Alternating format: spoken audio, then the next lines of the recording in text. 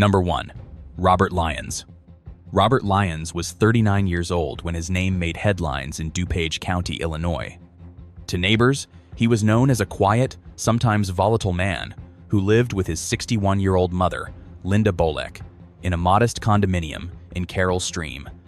But beneath the surface of that ordinary arrangement was a long pattern of conflict, arguments over finances, medication, and what prosecutors would later describe as a son's growing resentment toward the one person who continued to support him. In mid-March of 2008, Lyons's frustrations reached a breaking point. According to investigators and court records, he had spent days agitated and restless. He admitted later that he had not been taking his prescribed medication for bipolar disorder and had been using marijuana instead. Friends recalled that he'd recently become fixated on getting tickets, specifically skybox seats, to see singer Avril Lavigne. He wanted his mother to call one of her friends to help him get them. When she refused, the argument escalated into violence. On the afternoon of March 14th, the two were inside their shared condo when the shouting started again. Prosecutors said that Linda's refusal to make that phone call sent Lyons into a rage. Evidence presented at trial showed that he struck her with a heavy cognac or champagne bottle, then attacked her with a kitchen knife. The medical examiner documented 6 stab wounds and 3 incised cuts to her back, along with blunt force injuries to her head. Investigators later found that the knife blade had broken during the assault. After killing his mother, Lyons tried to destroy evidence. He poured cleaning products, including Tilex, Drano, and Raid, over the body, scattered other household chemicals around the kitchen, and left the television blaring to drown out any sounds. He then changed his clothes, lit candles in several rooms, locked the door, and drove away. Hours later, while police were securing the crime scene, Lyons was seen calmly sitting at a Hooters restaurant in Schaumburg, a short drive from the condo. When Carroll Stream police arrived at the residence around 3:20 p.m., they found Linda Bolek lying on the kitchen floor, surrounded by chemical residue and broken glass. The smell of bleach and cleaning agents was overwhelming. Detectives began piecing together what had happened. They recovered a broken knife handle, a cognac bottle with blood residue, and several notebooks belonging to Lyons. Those notebooks would later become central to the prosecution's case. Inside were pages of disturbing notes, references to killing, to the use of bottles and knives, and to possible excuses such as lack of sleep or medication. The writings pointed to planning and intent, contradicting any claim of a spontaneous outburst. By evening, police located Lyons at the restaurant. He was arrested without resistance. During questioning, he told officers he hadn't slept for days and had stopped taking his medication. He described a volatile relationship with his mother and said the argument began over concert tickets. Prosecutors, however, presented the case as a clear act of premeditated violence, not a manic episode. The trial began in September 2011. The evidence was extensive. Forensic testing confirmed Linda's blood on the bottle and knife fragments, and her wounds matched the items found at the scene. Witnesses described prior outbursts, and a coworker testified that Lyons had once said he wished he could kill his mother, though no one believed he was serious. The jury deliberated for less than 2 days before finding him guilty of first-degree murder and declaring the killing brutal and heinous. In January 2012, the court sentenced Robert Lyons to 40 years in the Illinois Department of Corrections. He appealed, arguing that the notebooks should not have been admitted as evidence, but the appellate court upheld both the conviction and the sentence in July 2013. The case left even veteran detectives unsettled. The motive, an argument over concert tickets, seemed almost unbelievable in its pettiness, yet the evidence showed a calculated, violent act. Behind the headlines was a deeper tragedy, a mother who had spent years supporting her troubled adult son, and a man whose untreated mental illness and anger led to an irreversible crime. Robert Lyons remains incarcerated today, serving out his 40-year term for the murder of his mother, Linda Bolek. The brutality of the act and the trivial reason that sparked it continue to stand out as one of the most senseless domestic homicides in Illinois history. Number 2. Brittany Norwood. It was a Friday night at the Lululemon Athletica store on Bethesda Avenue in Maryland, March 11, 2011. Employees had just closed for the evening, folded the last rows of yoga pants, and locked the glass doors. Among them were 2 co-workers, 30-year-old Jana Troxel Murray and 28-year-old Brittany Norwood.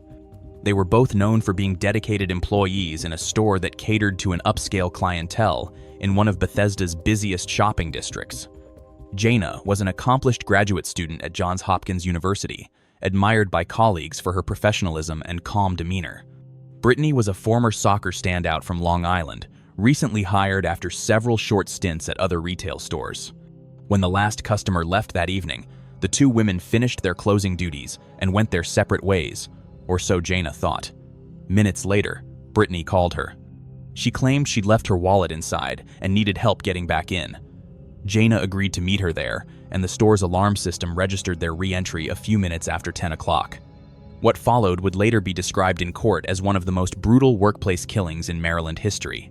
Not long after the women returned, employees at the neighboring Apple store began hearing disturbing noises, muffled screams, thuds, and what sounded like someone pleading, "Talk to me. Don't do this." The commotion lasted several minutes, then went silent.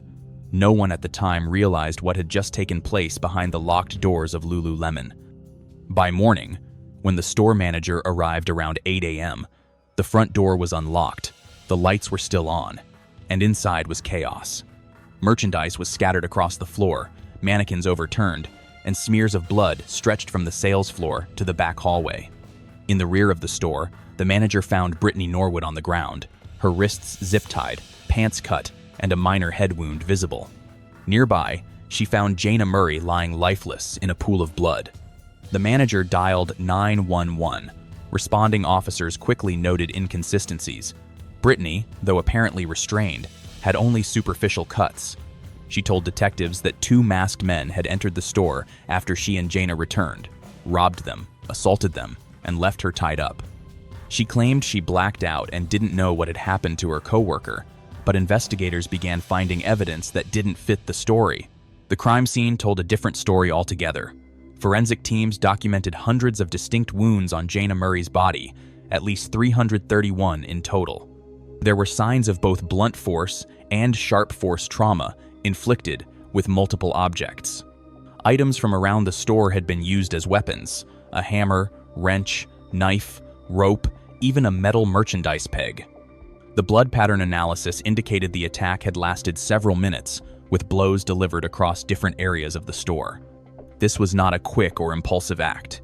It was prolonged, violent, and deliberate. The discovery of bloody footprints raised even more questions. Investigators followed the prints across the sales floor and into the hallway. They appeared to have been made by men's size 14 Reebok sneakers, far too large to belong to either woman. But when police checked the store inventory, they found that a pair of those shoes was kept for customers trying on athletic gear. The tread patterns matched perfectly. Brittany had worn them to stage the scene, attempting to make it look like two men had committed the crime. Detectives also found Jana's car had been moved, and that several bags of cash were missing from the store safe. The evidence suggested not a robbery, but an elaborate attempt to disguise one. When investigators questioned Brittany again, inconsistencies multiplied. They learned from other employees that earlier that day, Jana had confronted her about suspected theft. Specifically, a pair of yoga pants that Brittany had tried to leave the store with. Jana had reported the incident to her manager, but agreed to discuss it privately after closing. That confrontation was the likely trigger for what followed. After leaving together that night, Brittany called Jana back under the pretense of retrieving her wallet. The re-entry call to the alarm system confirmed her story only up to that point. From there, all evidence pointed to an ambush. Over several interviews, Brittany's account changed. She couldn't recall details about the alleged intruders or how they entered. Her own wounds were inconsistent with an assault. Medical examiners confirmed her injuries were shallow and self-inflicted. Detectives now had enough to charge her with first-degree murder. She was arrested on March 18th, 1 week after the killing. At trial later that year, prosecutors presented a timeline reconstructed through store alarms, cell phone records, forensic evidence, and the physical layout of the store. They described how Jana was lured back, attacked, and beaten with at least 5 different weapons. They emphasized the number of blows, the staging of the shoe prints, and Brittany's self-tied restraints. The motive was rooted in humiliation. Jana had caught her stealing and confronted her, threatening to report the incident. Instead of facing disciplinary action, Brittany silenced her permanently. The defense attempted to argue that the killing was a spontaneous act born of panic, not premeditation, but the sheer brutality of the assault made that argument difficult to sustain.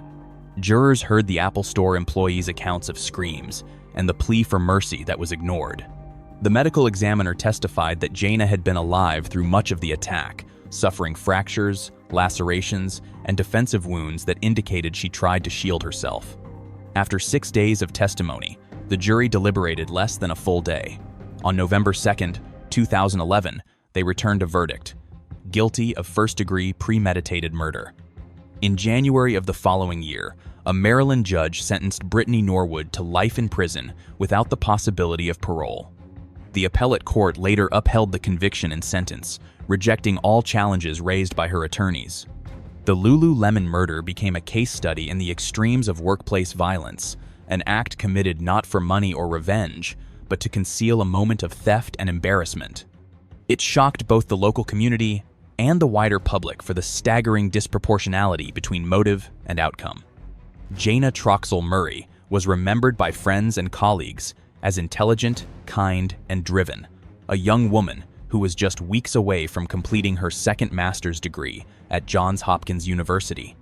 Her life ended because of a senseless confrontation over a pair of stolen yoga pants. Brittany Norwood remains incarcerated in Maryland, serving a life sentence with no possibility of release. Number 3. Michael David Dunn. 17-year-old Jordan Russell Davis was a high school student from Jacksonville, Florida, an only child with a close-knit family and a bright future ahead. On the night of November 23, 2012, the day after Thanksgiving, Jordan was spending time with 3 friends: Tommy Storns, Leland Brunson, and Tevin Thompson. The group was driving a red Dodge Durango through Jacksonville's South Side area, playing music from their car stereo, as teenagers often do. Around 7:30 that evening, they pulled into a Gate gas station on South Side Boulevard to buy gum and cigarettes before heading to another friend's house. A few minutes later, a black Volkswagen Jetta pulled up next to them. Inside was 45-year-old Michael David Dunn, a software developer from Satellite Beach, visiting Jacksonville with his fiancée after attending his son's wedding earlier that day. While his fiancée went into the store to purchase wine and chips, Dunn remained in the car. Moments later, he rolled down his window and complained to the teenagers about their loud music, asking them to turn it down. Tevin Thompson, seated in the front passenger seat, briefly complied and lowered the volume, but Jordan, sitting in the back seat, objected to the confrontation and asked to turn it back up. The exchange quickly grew heated. Witnesses would later describe raised voices, but no physical confrontation, only words exchanged between a grown man and a group of unarmed teenagers. According to trial testimony, Dunn later claimed that Jordan threatened him and that he thought he saw a shotgun in the Durango. Investigators would never find any weapon, nor did witnesses see one. What happened next lasted just a few seconds. Dunn reached into his glove compartment, pulled out a 9mm handgun, and opened fire into the SUV. He fired 3 initial shots, paused, then continued shooting as the teens attempted to drive away. 10 rounds in total. 3 bullets struck Jordan Davis, fatally wounding him. The SUV sped away and came to a stop in a nearby parking lot. Davis's friends called for help, but it was too late. He died at the scene. Meanwhile, Dunn and his fiancée drove back to their hotel. Surveillance footage and phone records later showed that he never called the police. Instead, he ordered a pizza, poured drinks, and told his fiancée he had felt threatened. It wasn't until the following morning, after seeing news coverage of the shooting, that his fiancée contacted authorities. Dunn was arrested later that day. The investigation unfolded quickly. Detectives documented the scene, the shell casings, and the angle of the shots. They found no firearm or weapon inside the teen's vehicle. The evidence painted a clear sequence. Dunn initiated an argument over music, fired into the car, and continued firing even as the SUV moved away, behavior inconsistent with self-defense. The case soon became a focal point in Florida's ongoing debate over self-defense and so-called stand your ground laws. Dunn's defense team maintained that he genuinely believed his life was in danger. Prosecutors argued that it was anger, not fear, that triggered the shooting. In February 2014, Dunn went to trial. After more than 30 hours of deliberation, the jury reached a partial verdict. They convicted him on 3 counts of attempted second-degree murder for firing at the surviving teens, and 1 count of shooting into an occupied vehicle. But the panel was deadlocked on the most serious charge, the first-degree murder of Jordan Davis. Prosecutors immediately announced plans for a retrial. That retrial began in September 2014. The evidence was presented again: ballistics reports, witness testimony, and Dunn's own recorded police interviews, in which he admitted firing the gun, but insisted he had seen a barrel pointing toward him. Investigators confirmed there was no such weapon, and forensic analysis showed that the teens' car doors were closed throughout the incident. Jurors also heard from the teens themselves, who testified that they were unarmed and trying to leave when the gunfire erupted. On October 1st, 2014, the jury returned its verdict: guilty of first-degree murder. 2 weeks later, the judge sentenced Michael Dunn to life in prison without the possibility of parole, plus 60 additional years for the attempted murder counts. As the sentence was read, the courtroom remained silent, except for the voice of Jordan's mother, Lucia McBath, who said her son's life had sparked a national conversation about racial profiling and violence born from trivial conflicts. Dunn appealed his conviction, arguing procedural errors and claiming his actions were justified under self-defense statutes. The Florida First District Court of Appeal affirmed his sentence in 2016, and the Florida Supreme Court declined to hear further appeals. Dunn remains incarcerated in the Florida Department of Corrections, serving life without parole. The murder of Jordan Davis became a symbol of senseless violence, an encounter that began with nothing more than loud music and ended with a teenager's death. It underscored the dangers of impulsive anger and the devastating cost of confrontations that never needed to happen. Number 4. Randy Jansen. 50-year-old Randy Jansen lived with his wife Laurel and their daughter Emily in a quiet home in Rosedale, British Columbia. To neighbors, the Jansens were an ordinary Canadian family, friendly, private, and close. Randy worked in construction, Laurel was a devoted mother, and Emily, at 19, was a gifted singer and student whose talent had earned her recognition in local competitions. But behind the calm image of family life, Emily was battling a debilitating medical condition, chronic migraines that left her bedridden for days and had taken over her young life. On April 28, 2015, everything changed. According to later findings by the British Columbia Coroner's Service, that day marked the beginning of a chain of violent acts that would end in tragedy. At their Rosedale home, Randy shot Emily in the head as she slept, later writing that he could not bear to see her in pain any longer. He then turned the gun on his wife Laurel, claiming he killed her so she would never have to learn what he had done to their daughter. Sometime later, he drove from Rosedale to Langley, about an hour away, where he shot and killed his sister, Shelley Ann, at her home.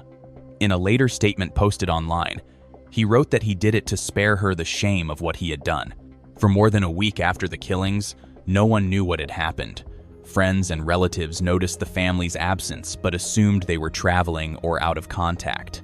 Then, on May 7th, Randy broke his silence. From his Facebook account, he published a chilling, detailed confession. In it, he explained that Emily's migraines had grown so severe that she could no longer attend school or sing, the one thing she loved most. He said he could not watch her suffer anymore, so he made the decision to end her pain permanently. He added that he killed his wife and sister so they would not have to live with the grief or judgment that would follow. He ended the post by saying, "Now my family is at peace in heaven." Once the post went live, friends immediately contacted authorities. The Royal Canadian Mounted Police quickly traced the message to Randy's residence in Rosedale and to another address in Langley. When officers arrived at the Langley property, they found the body of his sister, Shelley. Meanwhile, heavily armed RCMP units surrounded the Rosedale home. Negotiators attempted contact for hours, but there was no response. By evening, the situation escalated when neighbors heard several loud bangs, followed by an explosion and flames. The house burned through the night. The next morning, investigators entered the smoldering remains of the home and discovered 3 bodies: Randy, Laurel, and Emily. The coroner later confirmed that both women had died from gunshot wounds to the head and that Randy had taken his own life shortly after posting the confession. his death was ruled a suicide. Forensic timelines established that the murders occurred roughly 10 days before the fire, consistent with April 28, 2015. As news spread across British Columbia, the case stunned the country. Authorities confirmed that Randy's confession matched the physical evidence and that no one else had been involved. Emily's school, Maple Ridge Secondary, held a memorial for the teenager who had once performed on its stage. Classmates and teachers remembered her as kind, gifted, and full of potential. Her struggle with migraines had been well known among friends, but no one imagined it could lead to this outcome. Experts and mental health advocates later described the murders as a distorted act of control disguised as compassion, a familicide driven by a father's misguided belief that death was a form of mercy. The coroner's report noted that Emily's medical condition and the family's emotional strain were contributing factors, but emphasized that the killings were deliberate acts of homicide. Number 5. Brett Ryan. It was a quiet Thursday afternoon in Scarborough, a suburban district of Toronto, when emergency services were called to a modest home on Lawndale Road. Inside, paramedics and police discovered a scene of extreme violence. 3 family members dead, each killed in a brutal, methodical attack. The victims were identified as 66-year-old Susan Ryan and her 2 adult sons, 42-year-old Christopher and 29-year-old Alexander. Within hours, police arrested another member of the family, 35-year-old Brett Ryan, Susan's eldest son. He was calm, cooperative, and almost clinical in his explanation of what had happened. What investigators would uncover over the next few days would reveal one of the most senseless domestic tragedies in modern Canadian crime, a triple homicide sparked by lies, embarrassment, and an unraveling life built on deception. Brett Ryan was once known across Toronto for a very different crime. Nearly a decade earlier, he'd earned the nickname the Fake Beard Bandit after robbing several banks disguised in a fake beard and wig. He served a short prison sentence and, by all outward appearances, turned his life around. After his release, he got engaged, enrolled in college, and found employment at a technology firm in downtown Toronto. He appeared to be rebuilding his reputation, and for a time, it worked. But in 2016, the carefully constructed image began to collapse. His employer discovered his prior convictions and terminated his position. Rather than tell his fiancée the truth, Brett continued the lie, pretending to go to work each day, maintaining the illusion that he still held his job and was completing his university degree. The facade grew more elaborate, and the pressure mounted as the couple's September wedding approached. By August, Brett's lies were on the verge of exposure. His mother, Susan Ryan, had discovered the truth and urged him to come clean to his fiancée. She warned that if he didn't, she would. The confrontation happened on August 25, 2016, at the family's home in Scarborough, where Brett had gone to visit. Court records later showed that Brett came prepared for violence. He brought a crossbow, knives, rope, and duct tape, items investigators later found staged around the house.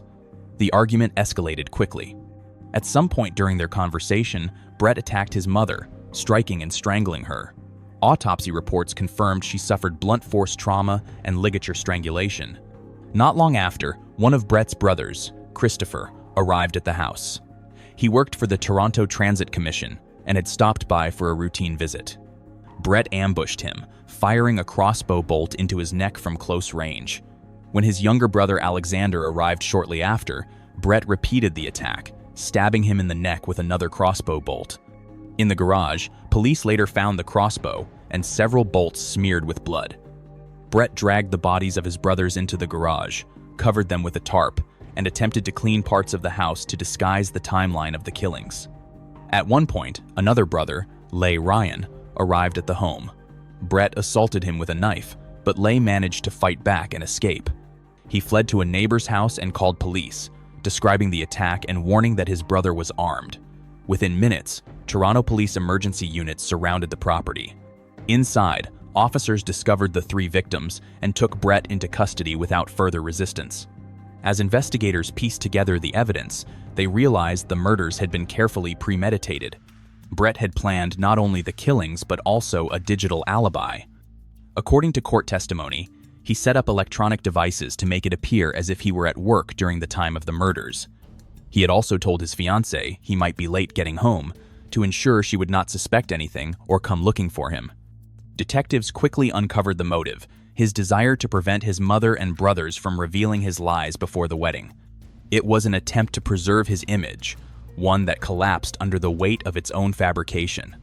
In July 2017, less than a year after the killings, Brett Ryan pleaded guilty to 1 count of first-degree murder, 2 counts of second-degree murder, and 1 count of attempted murder. During sentencing, the Crown prosecutor described the crimes as deliberate, ruthless, and entirely self-serving. The judge agreed, imposing a life sentence with no eligibility for parole for 25 years, the maximum allowed under Canadian law for multiple homicides served concurrently. Ryan showed little emotion as the sentence was read. His fiancée, who had called off the wedding immediately after his arrest, did not attend the hearing. Forensic details later confirmed that Susan Ryan had been strangled, while both brothers died from injuries caused by crossbow bolts to the neck. Police found evidence that the attack had been planned days in advance, including rope and duct tape consistent with an attempt to restrain his mother. The crossbow itself, purchased earlier that month, was one of several items Brett had obtained under the guise of preparing for home repairs. The murders, investigators concluded, were not spontaneous but a calculated effort to prevent humiliation. The case shocked Toronto and the wider Canadian public for both its brutality and its trivial motive. A man once given a second chance, released from prison, engaged to be married, and living a stable life, had destroyed everything over the fear of embarrassment and exposure. Experts later described Brett Ryan's actions as a textbook case of narcissistic collapse. When a person's self-image is threatened, they resort to extreme measures to maintain control, even at catastrophic cost. Today, Brett Ryan remains incarcerated in a federal prison, serving a life sentence. He will be eligible to apply for parole in 2041, though few believe he will ever be released. His case stands as one of the most disturbing examples of how deceit, pride, and fear of failure can spiral into senseless tragedy. Number 6. Robert John Bardo. On the morning of July 18, 1989, 21-year-old actress Rebecca Schaeffer was waiting at home in her West Hollywood apartment. She was preparing for what was supposed to be an ordinary day. A courier was expected to deliver a film script for her upcoming audition. Schaeffer had built a promising career. She'd become a familiar face on the CBS sitcom My Sister Sam, earned praise from casting directors, and recently transitioned to film, appearing in scenes from The Class Struggle in Beverly Hills. But just before 10 a.m., when someone knocked on her door, the person standing there wasn't a delivery man or an industry colleague. It was a stranger, a man she had never met but who had spent years obsessing over her from afar. His name was Robert John Bardo. Within minutes of that encounter, Rebecca Schaeffer would be dead, shot once in the chest at point-blank range in one of Hollywood's most shocking and senseless murders. Robert Bardo's obsession began years earlier in Tucson, Arizona. He was a socially isolated teenager with a history of emotional instability and a fascination with celebrity women.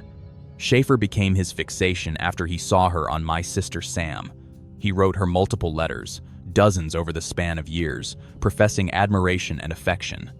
At first, she replied once through a fan service, signing a brief photo as many actors did, which only fueled his delusion that they had a personal connection. His fixation deepened when he saw her appear in a romantic scene in Scenes from the Class Struggle in Beverly Hills. Friends later said that moment enraged him. He interpreted it as proof she had betrayed the innocent image he imagined for her. By 1989, Bardo's obsession had turned into a plan. He decided to confront her face to face. But finding a celebrity's home address in those days was far easier than it is today. Bardo hired a private investigator in Tucson, paying $250 to obtain Schaeffer's home address through California's Department of Motor Vehicles. The investigator, using a standard public records request, easily pulled her information from DMV files, a loophole that at the time required no justification or oversight.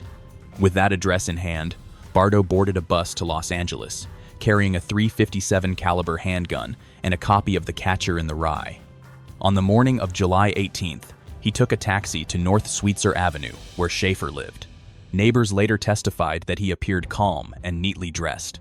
He knocked on her door around 9:30. When she answered, he showed her a photo he had mailed months earlier and and told her he was her biggest fan. She smiled politely, thanked him, and asked him not to return. He walked away, went to a nearby diner, and had breakfast. About an hour later, he returned to the building and knocked again. When Schaefer opened the door a second time, Bardo pulled out the handgun and shot her once in the chest. She collapsed in the doorway. He fled on foot. Paramedics rushed Schaefer to Cedars-Sinai Medical Center, where she was pronounced dead shortly after 10:30 a.m. She was 21. Her death shocked Hollywood and the public, not only for its brutality, but for the frightening simplicity with which her killer had located her. Meanwhile, Robert Bardo returned to Tucson by bus. The following day, Arizona police received multiple reports of a man acting erratically in traffic. Officers found Bardo running in the street, rambling about having done something terrible. When questioned, he immediately confessed to killing Rebecca Schaefer. Los Angeles detectives confirmed his story. They recovered the gun and verified the sequence of events through witness statements, travel records, and Bardo's own letters. He was extradited to California and charged with first-degree murder with the special circumstance of lying in wait. The case did not go to a jury. Bardo waived that right, and the trial proceeded before a judge. Deputy District Attorney Marcia Clark, later known for the O.J. Simpson case, prosecuted. Bardo's defense admitted the shooting, but argued diminished capacity based on his mental health history. The judge rejected the claim. On October 29, 1991, Robert John Bardo was found guilty of first-degree murder and, in December, sentenced to life imprisonment without the possibility of parole. He remains incarcerated at the Avenal State Prison in California. The aftermath of the killing extended far beyond the courtroom. Schaefer's murder exposed a critical failure in privacy protections. Public outrage over how easily Bardo obtained her address led to major legal reform. Within 2 years, California enacted the first state anti-stalking law, and by 1994, the U.S. Congress passed the Driver's Privacy Protection Act, restricting access to DMV records nationwide. These measures became foundational in shaping how personal information is protected from misuse today. Number 7. Reynaldo Cardoso Rivera. It was a Friday night in Houston, Texas, October 30th, 2015. Inside a small apartment complex on Lakeside Estates Boulevard, a group of 5 men were gathered in the kitchen. They were friends and co-workers, relaxing after a long week, cooking dinner and drinking heavily. Among them was 38-year-old Reynaldo Cardoso Rivera and 34-year-old Darwin Perez Gonzalez. Both men were originally from Latin America and had been living and working in the Houston area for several years. By all accounts, the evening began normally: food, music, laughter, and plenty of alcohol. But sometime before midnight, the tone shifted. According to investigators and witnesses, the argument started over something small: the last piece of fried chicken, and what began as a teasing dispute over food quickly spiraled into a heated confrontation. Witnesses later told police that Rivera became visibly angry when Perez Gonzalez took the final piece from the plate. The others tried to calm them down, but the argument escalated. Moments later, the fight moved outside into the parking lot of the complex. It was just after 11:25 p.m. Neighbors later recalled hearing shouting, followed by sounds of a struggle. Then, silence. When police arrived, they found Darwin Perez Gonzalez lying on the pavement with a single stab wound to his neck and upper chest area. The weapon was described as a kitchen or steak knife, one of several used earlier during dinner preparation. Despite attempts to resuscitate him, Darwin was pronounced dead at the scene. He was 34 years old. Officers from the Houston Police Department quickly secured the area and began interviewing witnesses. 4 men at the scene recounted the same story: the argument over chicken, the fight outside, and the stabbing that followed. Rivera had fled immediately after the attack, but didn't get far. Within hours, he returned to the area and surrendered to police, admitting that he had been involved in the fight. He was taken into custody and charged with murder in Harris County's 182nd State District Court. In the official Houston Police Department news release issued that Monday, investigators confirmed the sequence of events. The men had been cooking dinner and drinking together when an argument broke out.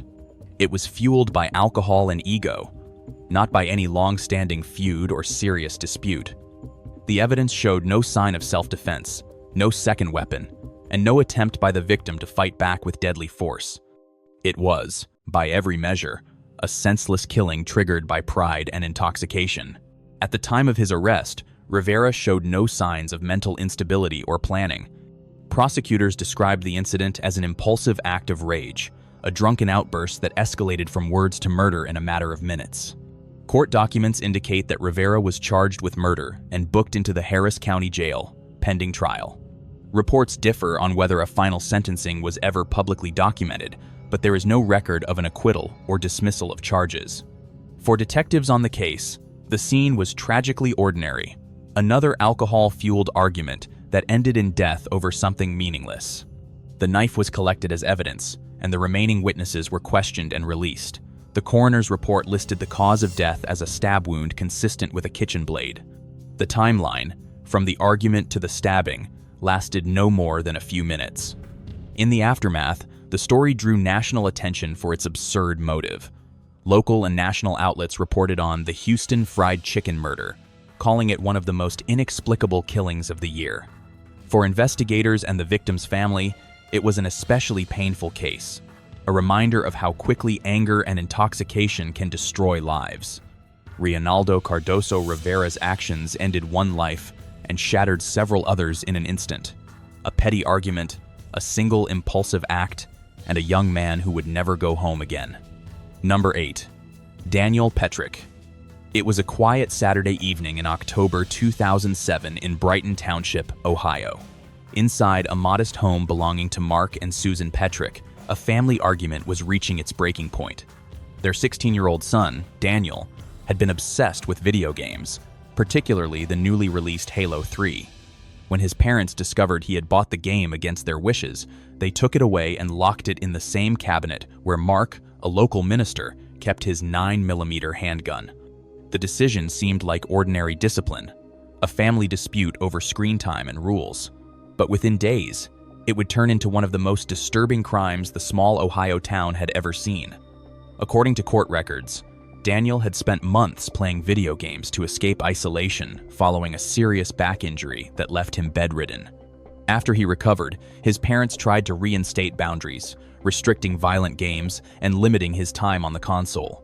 On October 20th, while his parents were at home together, Daniel retrieved the key to the cabinet, took out both the gun and the confiscated game, and walked into the living room where his parents were sitting. He raised the handgun and fired at point-blank range. His mother, Susan Petrick, was killed instantly. His father, Mark, was hit in the head but miraculously survived. After the shooting, Daniel attempted to stage the scene as a murder-suicide.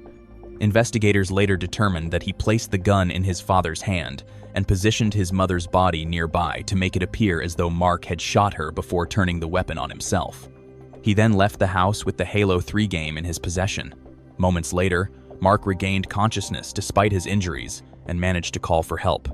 When first responders arrived, they found Susan dead on the living room couch and Mark critically wounded but alert enough to identify his son as the shooter. Police launched a manhunt that lasted several hours before locating Daniel at a friend's house, still carrying the video game. He was taken into custody without resistance. During questioning, detectives said Daniel showed little understanding of the gravity of what he had done.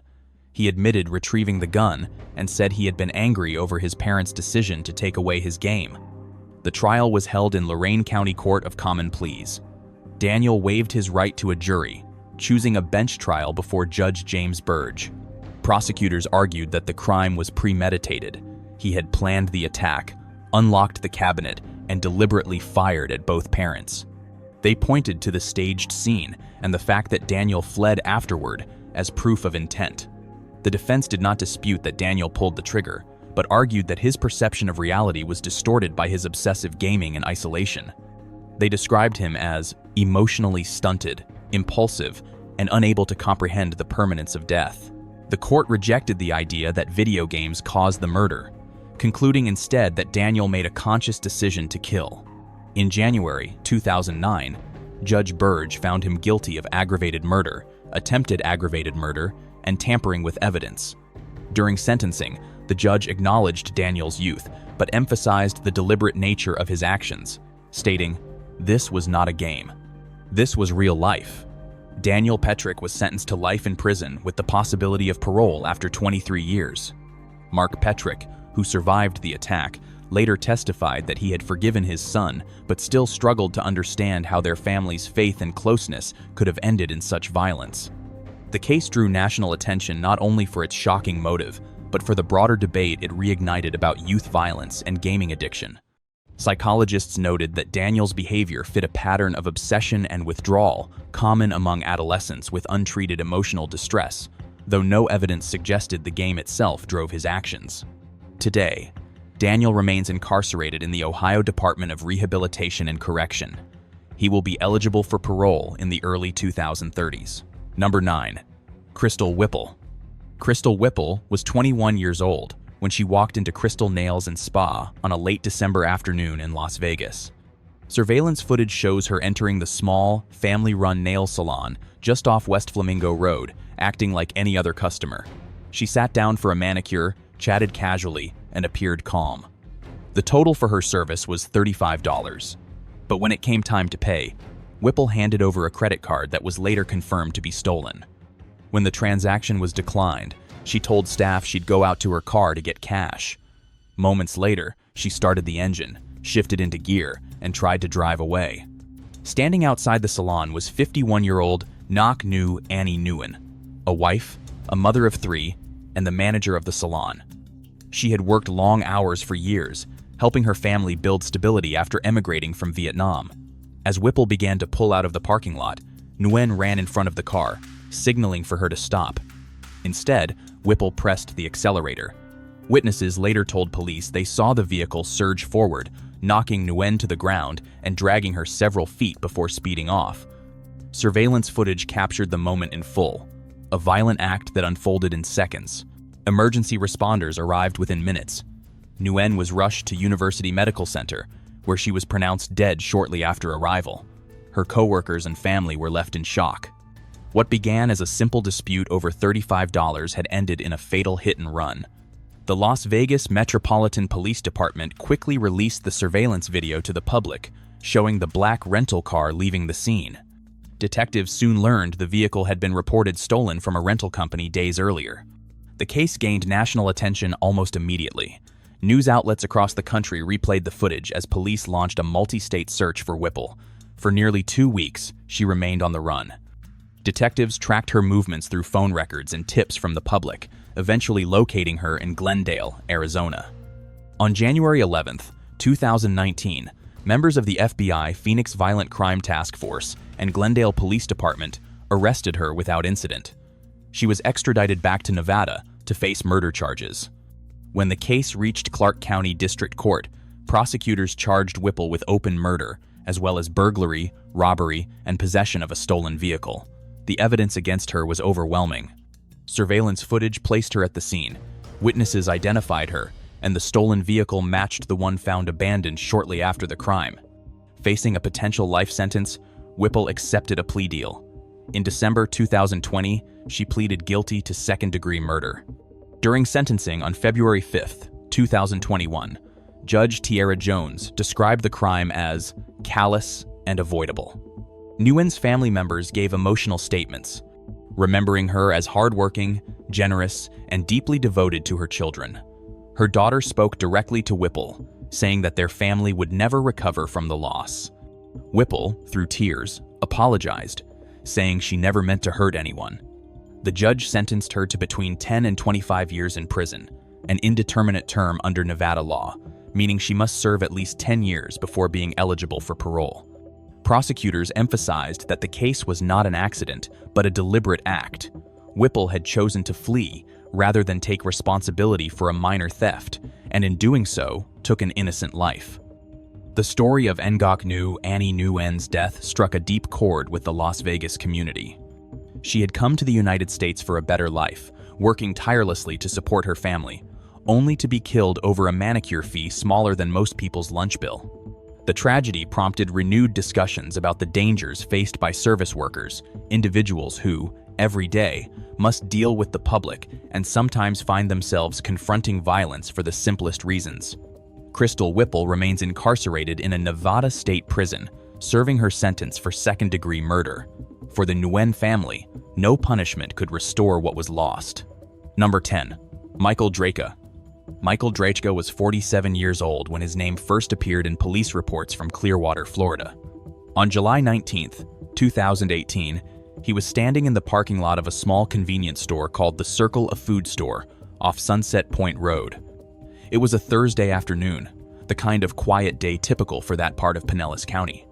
Drejka, a concealed carry permit holder, was known around the area for confronting people over minor parking violations, particularly those parked in spaces reserved for people with disabilities. That day, he noticed a car without a handicapped placard parked in one of those spots. Behind the wheel sat 24-year-old Brittany Jacobs. Her boyfriend, 28-year-old Marquise McLaughlin, had just gone inside the store with their 5-year-old son. Witnesses later told investigators that Drejka began arguing with Jacobs, accusing her of parking illegally. The dispute grew heated within seconds. As they argued, McLaughlin exited the store carrying his child's snack. Seeing a stranger yelling at his girlfriend, he walked quickly toward the car and shoved Drejka hard in the chest. Surveillance footage from the store shows Drejka falling backward onto the asphalt. Within seconds, still seated on the ground, he reached into his pocket, drew a .40 caliber handgun, and fired one round. McLaughlin staggered back toward the store's entrance before collapsing inside. The single bullet had struck him in the chest. Bystanders rushed to help, and Jacobs screamed for someone to call an ambulance. McLaughlin was transported to a nearby hospital, where he was pronounced dead.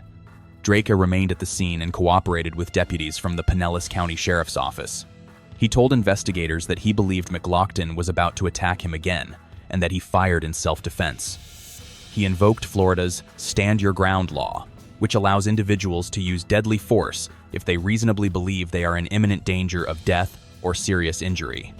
Sheriff Bob Gualtieri held a press conference the following day, announcing that Drejka would not immediately be arrested. He stated that, under the state's Stand Your Ground statute, law enforcement lacked sufficient evidence to disprove Drejka's claim of self-defense at that stage. The announcement sparked widespread public outrage. Civil rights advocates and McLaughlin's family accused authorities of enabling vigilantism, and protests erupted across Clearwater. For weeks, the case became a flashpoint in national discussions over race, gun laws, and self-defense statutes. As the investigation continued, prosecutors reviewed the surveillance footage frame by frame. The video showed that after McLaughlin shoved Drejka, he had begun to step back, his hands not raised, and no weapon visible. Only after McLaughlin retreated did Drejka fire. This sequence of events would later become the central piece of evidence against him. On August 13, 2018, nearly a month after the shooting, the state attorney's office charged Michael Drejka with manslaughter. He was arrested and released on bail pending trial. Prosecutors argued that the video demonstrated an unnecessary use of force and that Drejka's actions went far beyond any reasonable claim of self-defense. At trial in August 2019, jurors heard testimony from witnesses at the scene, including Brittany Jacobs, who described Drejka's aggression before the shove occurred. They also learned that Drejka had previously confronted other drivers in the same parking lot over handicapped spaces, even threatening one man with a firearm months before the shooting.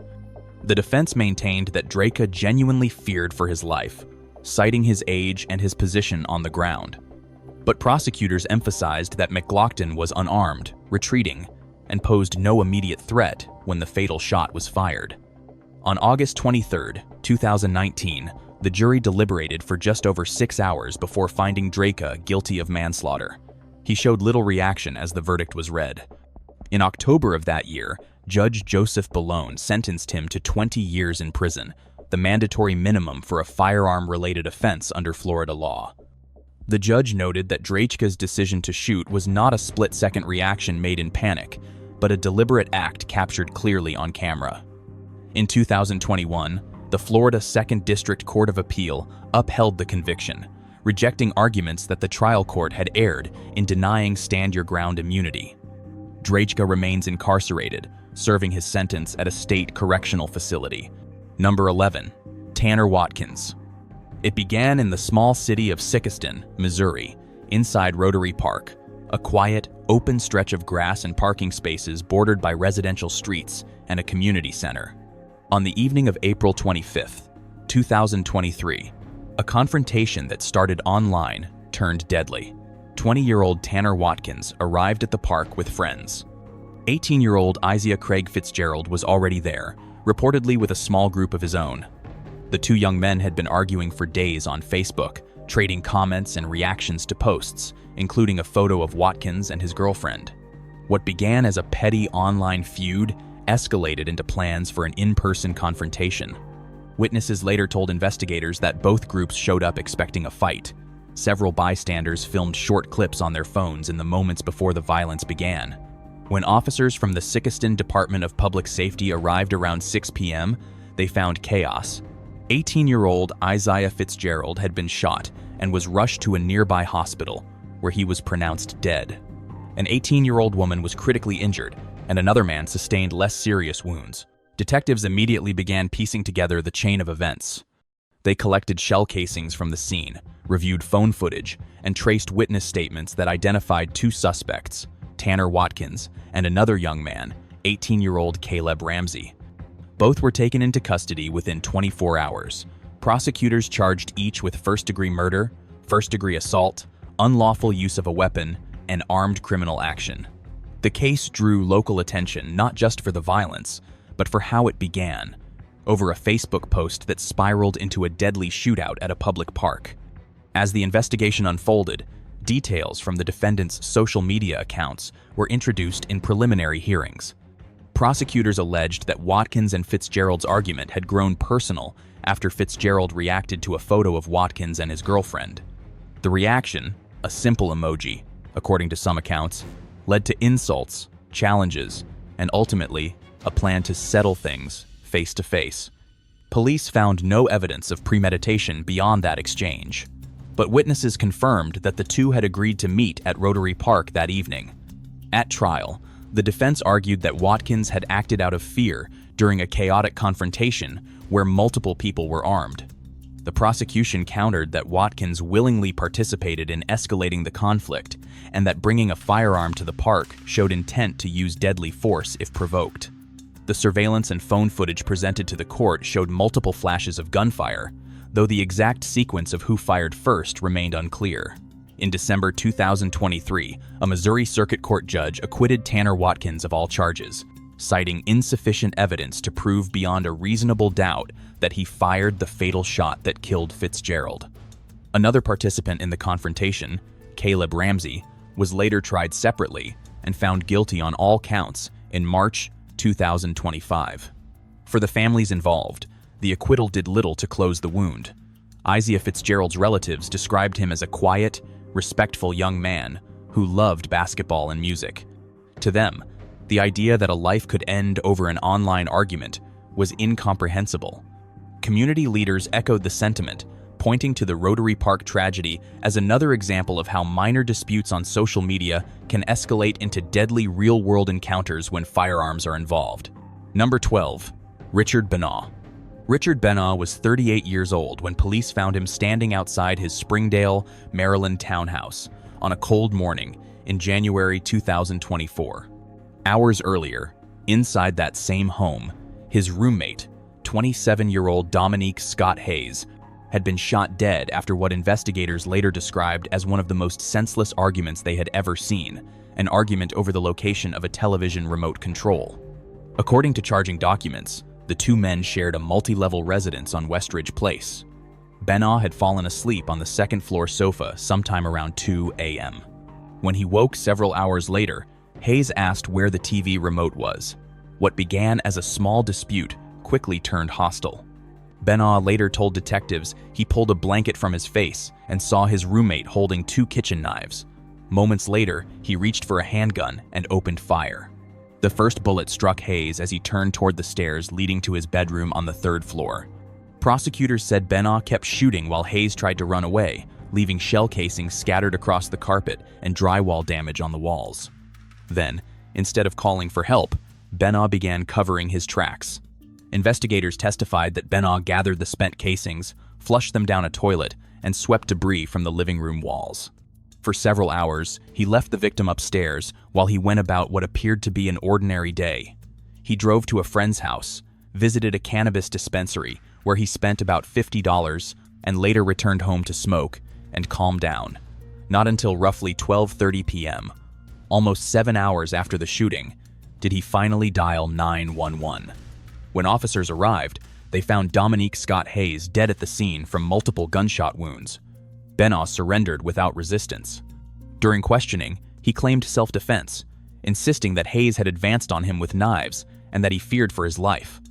Detectives, however, noted the inconsistencies: the hours-long delay before the call, the disposal of evidence, and the continued gunfire, even as the victim fled.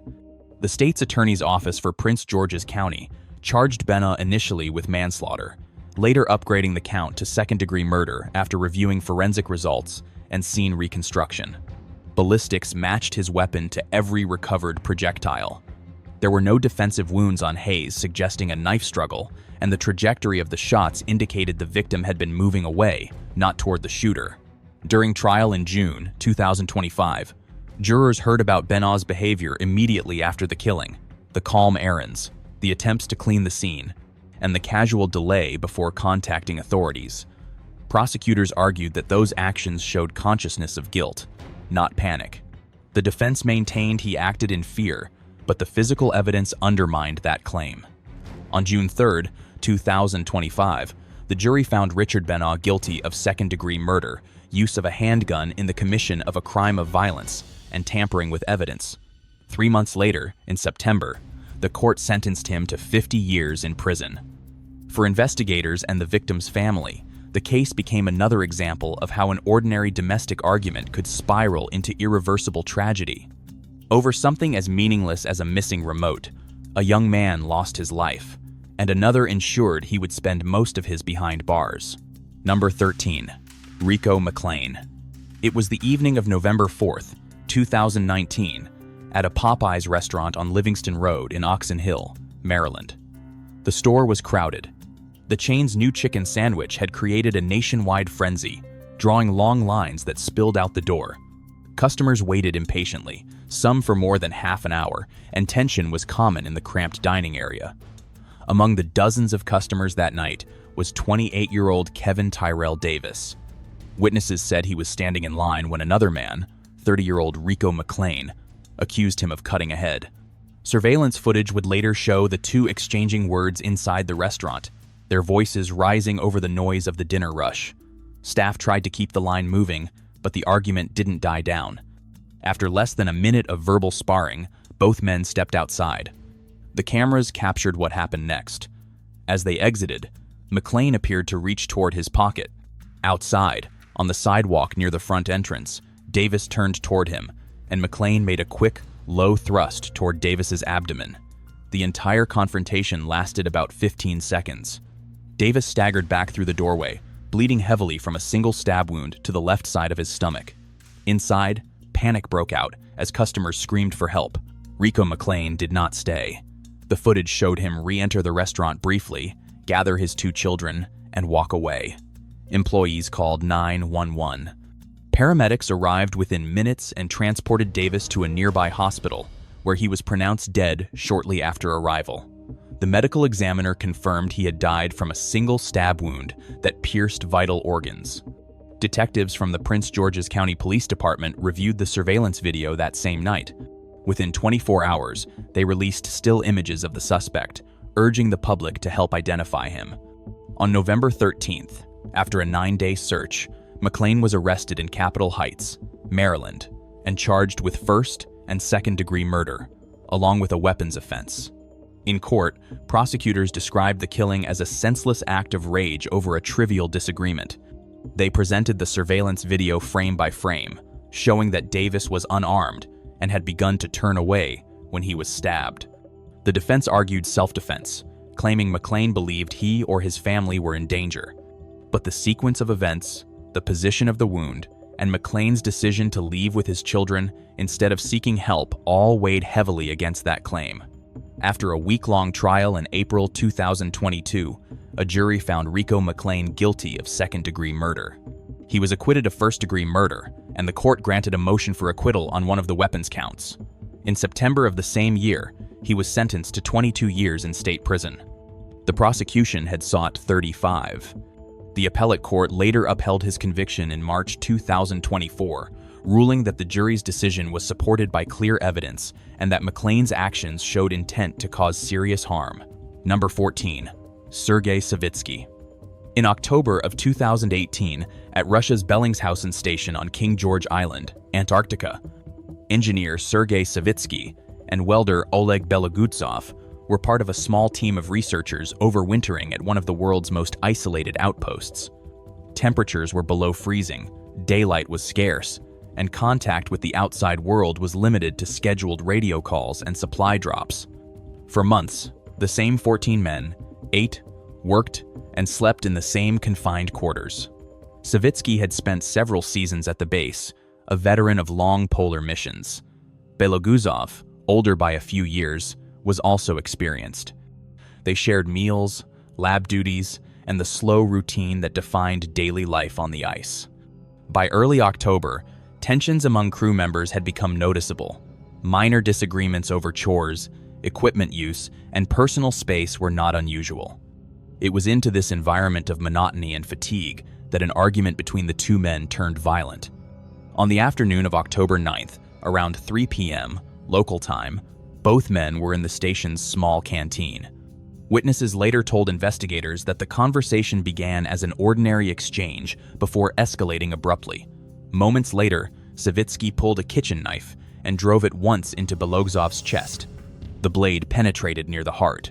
The wound was serious, but not immediately fatal. As others rushed to restrain him and administer first aid, Savitsky surrendered without resistance. Given the extreme isolation of Bellingshausen, medical evacuation was not immediate. The staff coordinated through radio with Chilean authorities stationed on nearby King George Island. Within hours, Belogutsov was transported by aircraft to Hospital Clínico de Magallanes in Punta Arenas, Chile, over 600 miles away across the Drake Passage. Surgeons performed emergency treatment, and after 2 weeks of recovery, he was discharged on October 25th. Meanwhile, Russian officials organized Savitsky's return to St. Petersburg. He was placed under arrest upon arrival and charged with attempted murder. On October 23rd, a local court ordered him held under house arrest until early December, while investigators collected testimony from the polar team and reviewed his psychological evaluation. The case was later referred to the Vasily Ostrovsky District Court for prosecution. At trial, the incident was described as a sudden outburst after months of isolation and stress in close quarters. Early Western media had speculated that Savitsky had attacked Belogutsov because the victim kept revealing the endings of books he was reading. Russian investigators, however, never confirmed that motive. The evidence instead suggested an emotional breakdown, a reaction to the intense pressures of long-term confinement in an extreme environment. On February 8, 2019, the court formally ended the case after both men reconciled. Savitsky admitted guilt, and Belogutsov accepted an apology and restitution. The judge cited their long working relationship and the victim's recovery as grounds for dismissal under the provision of reconciliation between parties. Savitsky was freed from house arrest and did not serve a prison sentence. For observers, the stabbing at Bellingshausen Station was a rare but sobering reminder of the psychological strain that accompanies life at the edge of the world. Even among trained professionals, months of isolation and monotony can erode stability and judgment. In this case, one brief loss of control nearly turned deadly. Number 15. Marvin, Barbara, and Janelle Potter. It was a cold morning in late January 2012 in the small town of Mountain City, Tennessee. The quiet streets of Johnson County rarely saw major crime, but that calm was shattered when police were called to a modest home on Grant Street. Inside, they found a horrific scene that investigators would later describe as one of the most disturbing of their careers. 36-year-old Billy Payne lay dead in the bedroom, shot in the head, his throat slit. In another room, his fiancée, 23-year-old Billie Jean Hayworth, was also found shot to death, her body still cradling their 7-month-old baby boy. Miraculously, the infant was alive. The killings stunned the small Appalachian community. Billy and Billie Jean were known as friendly, hard-working people who mostly kept to themselves. Investigators quickly realized this wasn't a random act of violence. It was a targeted, execution-style double homicide. The question was, Why? What they uncovered over the next several months would reveal one of the most bizarre motives imaginable, rooted not in money, revenge, or drugs, but in a tangled web of lies and jealousy played out over social media. Detectives soon learned that the victims had become the focus of intense hostility from a woman named Janelle Potter. Janelle was in her early 30s, living with her parents, Barbara and Marvin "Buddy" Potter. She had limited social experience and spent most of her time online. According to her acquaintances, Janelle struggled with feelings of isolation and jealousy, and she often clashed with others on Facebook. She became fixated on the belief that people in her small community, including Billy Payne and Billie Jean Hayworth, were harassing her online. Police pieced together that these supposed threats had escalated into an all-out digital feud. Janelle's parents, particularly her mother Barbara, appeared to share her paranoia. Soon, a mysterious figure entered the picture, a supposed CIA agent named Chris, who began sending emails to the Potters, warning that Billy and Billie Jean posed a danger to Janelle. The messages were convincing enough to fuel the family's obsession, but when forensic experts later examined the evidence, they discovered that the CIA agent never existed. The emails had been written inside the Potter home, likely by Barbara or Janelle themselves. By late 2011, the online feud had consumed the Potter household. Family friend and Janelle's secret boyfriend, Jamie Curd, was drawn into the drama. He believed the threats were real, and later admitted that the Potters had convinced him that Billy Payne and Billie Jean Hayworth needed to be taken care of. On the morning of January 31st, 2012, investigators say Marvin "Buddy" Potter and Jamie Curd drove to the victim's home. Evidence presented in court showed that Payne was shot in the face and then had his throat cut, while Hayworth was shot moments later as she held her baby. The child was left alive, likely because the killers didn't notice he was in her arms. Police responded after a relative discovered the bodies later that morning. The brutality of the scene pointed to a personal motive. Within days, suspicion turned to the Potters. Curd was soon arrested and, under pressure, confessed his role. He told investigators about the fake CIA emails, the paranoia inside the Potter home, and the plan to protect Janelle. His testimony led to the arrest of Marvin and Barbara Potter, and later, Janelle herself. In 2014, Marvin "Buddy" Potter was convicted of 2 counts of first-degree murder and sentenced to 2 consecutive life terms. The evidence was overwhelming, including ballistic matches and Curd's testimony detailing his involvement. In 2015, Janelle and her mother Barbara were tried together. The jury heard about the fabricated online messages, the jealousy that motivated the family, and the manipulation that led 2 men to commit murder. Both women were found guilty of first-degree murder and conspiracy. They were each sentenced to life in prison. When the case went to appeal, the convictions and sentences were upheld. Judges agreed that the digital trail, thousands of messages traced to the Potter household, proved an elaborate but clear conspiracy. In 2019, appellate courts reaffirmed the life sentences for all 3 Potters. Every story in this series shows how something can explode into irreversible violence. None of these killers set out to start a war. They lost control in moments fueled by ego, anger, or paranoia. The truth is, most of these tragedies could have been stopped with a pause, a conversation, or a little empathy. If you've been following the channel and haven't subscribed yet, make sure to hit subscribe and turn on notifications so you never miss the next episode. Stay safe, stay aware, and take care of the people around you.